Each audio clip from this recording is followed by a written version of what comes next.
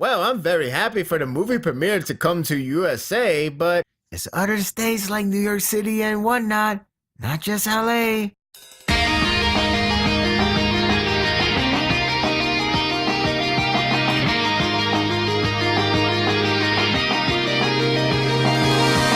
It's one tense action after another. The battle continues to heat up, no pun intended, and it's going to take more than insults to grasp victory. Tanjiro has put up a stellar performance for someone who can be the next pillar. Now he has to win and survive alone against Akaza. This was yet another really entertaining chapter that ended on a note that the battle is only going to get hotter. After a nice conversation that resulted pissing off each other, Akaza continued to feel bewildered about Tanjiro's presence.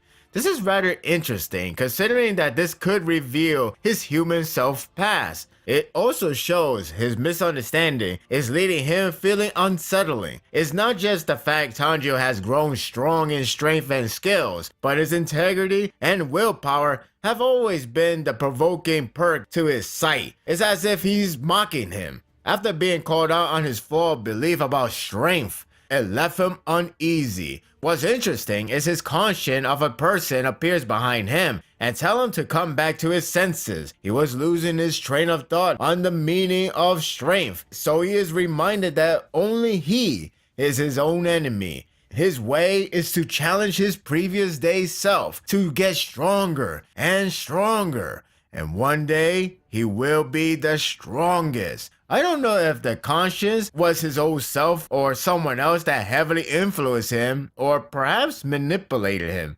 He tries to strike it down, but he doesn't realize it was all in his head. It was a strange moment, especially if you're Tanjiro, who is lost on what's happening. But once Akaza gets his mind straight, it's back to full-scale battle. It's another great action with the tension heating up and thought-provoking. Now that Giyu is out of the battle, it's one-on-one and it gets intense down the road. Akaza is pissed, but not out of mind. So many close calls, but so many damages. Tanjiro barely got out of Flashing Willow that could have crushed him to death single-handed. But the 1,000-wheel strike got him good. Like the last chapter, it's crazy with 10 sequences. Like Tanjiro has to make an immediate escape before the killing blow. Anime can come soon. The action is even better when it included the psychological aspect. Tanjiro is in the heat of the moment, so his train of thought is trying to draw a conclusion on how Akaza can be this swift. When I think about it, it is rather insane for a demon to be this precise in his attack. I know he's an Upper Moon 3, but this is like some cheat code nonsense. He can't draw a conclusion, but can you blame him? I'm trying to put the pieces together, but maybe it has to do with reaction. He is pretty talkative, so maybe it has something to do with that?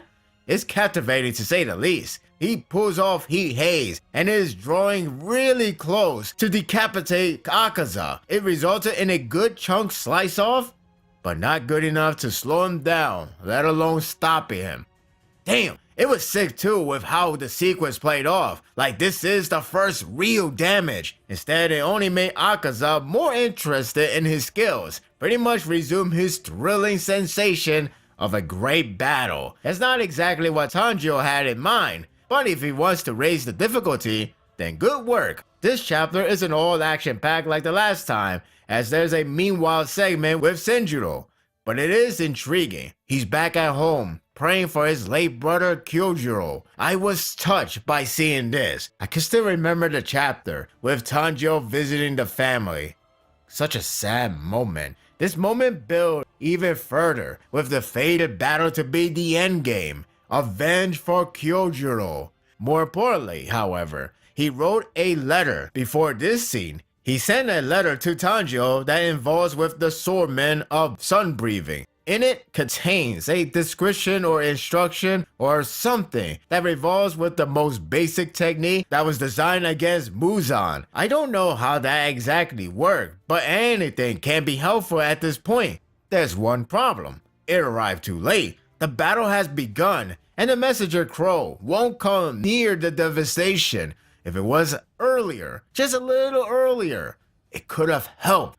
Time is an essence, and this sure sucks. The intense battle rages on with a chilling moment with Akaza grabbing Tanjiro's sword with his palms. This got incredibly frightening all of a sudden. Tanjiro needs it back or else he is guaranteed dead. Unless he pulls Six Sword out of the blue. Instead of Aspull, he goes with the best thing ever. The incredible headbutt. Yeah! Talk about classic attack. One problem. It didn't work. Akaza is just trolling now. If the glorious headbutt failed, then we are definitely in the final arc. Not giving up, Tanjiro goes for a sweet kick right into the chin. Still no good. The aching sensation continues to rise rapidly because you now get the feeling that Tanjiro is about to lose his sword or about to get severe pain. It reminds me of that other series where it tests your mind to think whether that character will get badly wounded or not. Is at the grasp of everything about to fall apart. Then finally, Akaza loses his arm thanks to the great Giyu. Damn! That was a great save, and he's pissed off as well. Everyone is about to have one hell of an anger management. This was another riveting chapter with the battle continuing to heat up. I enjoyed the intensity between Tanjiro and Akaza. Gave me chills at some points. I really like how credible Akaza has been, reminding me the core of the series remains strong as ever. The artwork remains solid as well, with really good sequences with his paneling. There's a secret to defeat him, but like the messenger arriving late, time is key. Whether Tanjiro will squeeze a chance to check the letter or have to work without it. With Giyu return, the battle is going to get crazier. And that will do it for the review. I hope you enjoyed this one. It may be the final arc, but I'm so glad this fight is getting a lot of attention and timing, especially put into well choreographed fighting. What do you think of the chapter? How many chapters do you think we have left for this fight? Who do you think will get the final kill? Share your thoughts in the comment section. If you like this and want more of this, subscribe to my channel and my world will be yours to stay.